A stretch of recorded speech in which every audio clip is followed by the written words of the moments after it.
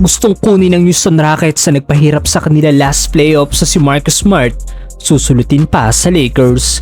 To Eason, and it's rejected by Smart.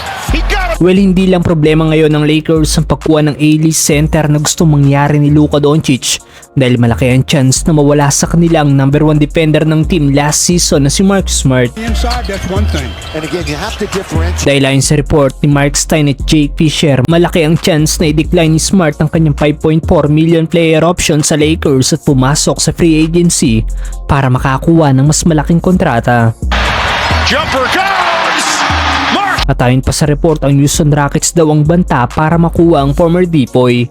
Kaya siguro gusto makuha ng Rockets si Smart ay ayaw na nila itong makalaban sa playoffs.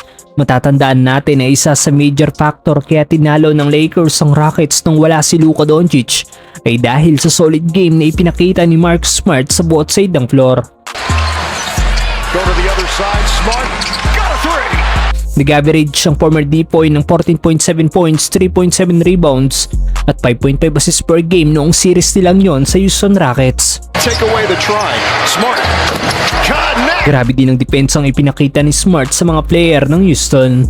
Ayon pa sa report, gusto daw ng dating coach ni Smart noon sa Boston Celtics na si Ime Udoka na ngayon coach ng Rockets na makuha ang Lakers guard. Dahil sa ganda ng nilaro ni Smart noong playoff, siguradong hindi lang ang Houston Rockets ang team na magkaka-interest dito kapag dinecline nito ang kanyang player option sa LA. Pero hindi naman siguro hahayaan ng Lakers na umalis na lang basta-basta si Smart, lalo na't si Luka Doncic siya nag-recruit dito last season at gusto nitong kasama maglaro ang former Depoy. Ano masasabi nyo dito mga brother? Swings it.